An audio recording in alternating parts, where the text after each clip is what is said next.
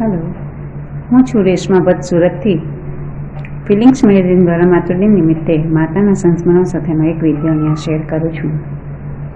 સૌપ્રથમ Kaushik sir, Rajul ma'am અને અતુલ સરનો ખૂબ જ આભાર માનું છું, કારણ કે જેના થકી જ અમે અહીંયા સુધી પહોંચ્યા. તો મારા માતૃદિન નિમિત્તે મારી માતા સાથેના સંસ્મરણો જે છે તે કાવ્યરૂપે અહીંયા રજૂ કરું છું. આવે છે યાદ તારી માં મને હર ઘડી, આવે છે યાદ તારી માં મને હર ઘડી, હતી હયાત મારી સાથ તું રહી ઘડી બે ઘડી. માં તો માં હોય છે, માં બોલતા મોં ભળાઈ જાય છે. કેવા હેરાન પરેશાન કર્યા હતા તોફાન જે ઘડી, કેવા હેરાન પરેશાન કર્યા હતા તોફાનો જે ઘડી. યાદ છે તને માં, હું ને ભાઈ ચાલ્યા ગયા હતા નાના ત્યારે. કેવી બાવરી ગભરાયેલી આંસુ સારતી આવી તું શોધતી રડતી. આવે છે યાદ તારી માં મને હર ઘડી, હતી હયાત મારી સાથ તું ઘડી બે ઘડી. ધાક જ્યારે લાગતો અમને હતી તું સ્વભાવે કડક ને તીખી.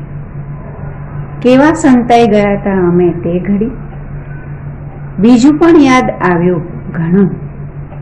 તને યાદ છે જ્યારે મને પૂરી વણતા નહોતી આવડતી ને તે માળ્યું હતું વેલણ મારા હાથમાં, તે માળ્યું હતું વેલણ મારા હાથમાં માં. હું હજી એ વેલણ ક્યારેય ભૂલી શકી નથી. જ્યારે જ્યારે વેલણ જોઉં છું ત્યારે આવે છે મને હંમેશા તારી યાદમાં.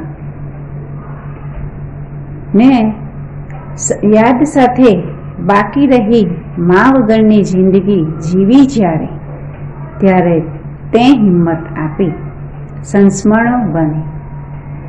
વર્ષોના વાણા વીતી ગયા છે માં તારા વિના, વર્ષોના વાણા વીતી ગયા છે માં તારા વિના.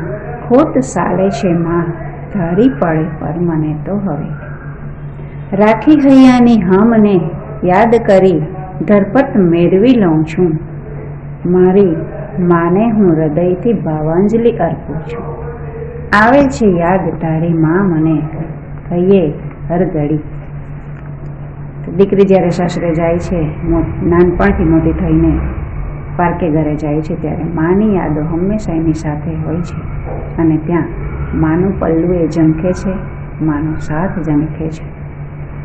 તો ઘણા વર્ષો થઈ ગયા છે.